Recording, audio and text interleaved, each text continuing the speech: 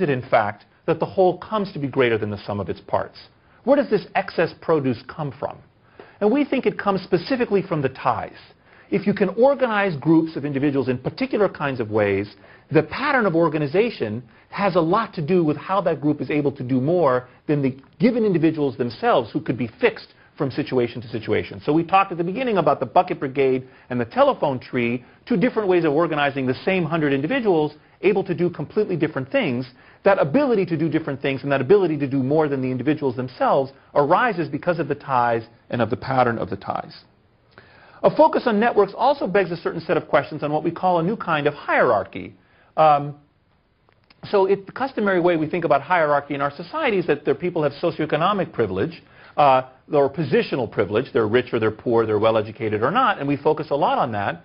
But we can also begin to understand people as having a structural hierarchy or structural privilege, whether you're in the middle or in the periphery of the network, for example, whether you have many or few links, whether your friends do or do not know each other. These are basic ideas.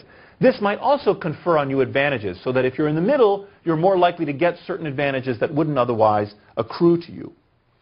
And it begs a certain set of questions about free will. Because if it is the case that whether your weight or your smoking behavior, or frankly either whether you're happy, depends not just on your own choices and actions and behaviors and feelings, but also on the choices, actions, and behaviors of other individuals to whom you're connected, some of whom you do not even know, what does that mean about your ability to have free will? If you're just a bird or a buffalo stampeding and moving in one direction, then what is your agency? What is your ability to move the herd?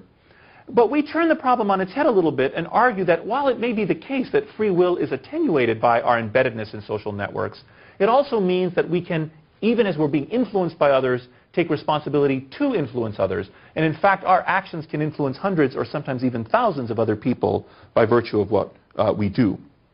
And finally, we argue in the book that ultimately networks and goodness are deeply related. Because while it is the case that things like suicide, germs, violence, and misinformation can spread in networks, if it is the case that I only did violent things towards you or gave you bum steers, you would cut the ties to me and the network would disintegrate.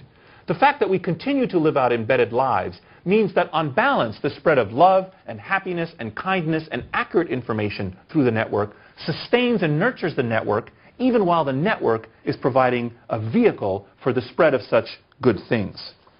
Thank you.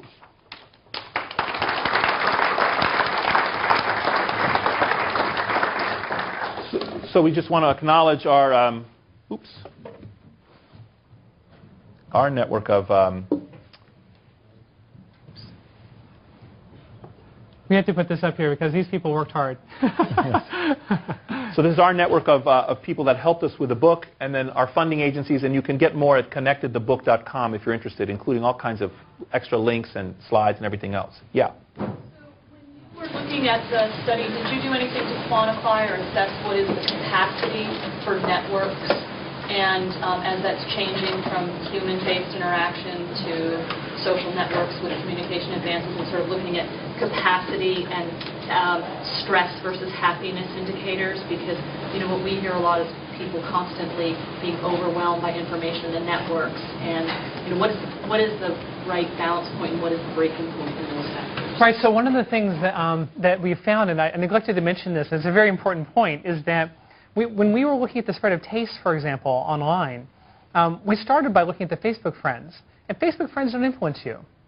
It seems obvious, right? All these hundreds of people that a lot of whom you only barely know are not going to influence you. That's a central message from the Framingham studies as well. So, for example, if your next-door neighbor gains weight, it has no impact on whether or not you'll gain weight. And so I think that people feel this stress, this information overload, and what is a reflection of is the fact that we have a natural capacity for a certain number of close relationships, and even a natural capacity for a certain number of indirect relationships. And what the online world is doing is it's pushing us in a direction that kind of forces us to ignore people beyond, say, Dunbar's number, beyond 150 people. So we pay attention to 6 to 10 close friends. We pay attention to about 150 friends of friends or friends of friends of friends or acquaintances. And then whenever more people demand our time, we go berserk. We just weren't built for that. And so I don't think that we're going to experience some kind of biological change anytime soon. And so it seems to me that the online services that are going to work the best are going to be the ones that understand that you need to be able to have things in place to be able to help people limit the information they see. So for example, Facebook just recently had a nice innovation where in your news feed, there's now a button where if someone, you see someone's status and they're only one of these people that you friended because you didn't have the heart not to friend them, right, but you only want to see them, you can click, I don't want to see this person in my news feed anymore. And after you do that for a week, suddenly you're back down to that core group of people that you really care about. I mean, I would respond. So we blew by the kind of work that we've done looking at the influence processes in different categories. And this is where we make the argument in the book about it's the same but different, that on the one hand, you have many more ties, but we're still wired to be influenced by only certain types of people, our real friends, not just our Facebook friends, we argue. The other point I'd like to make very briefly is the following, picking up on the military company example. So what's the size of a military company in the modern army? Does anyone know? About 120 would be the size of a military company. And what was the size of a military company in the Roman army?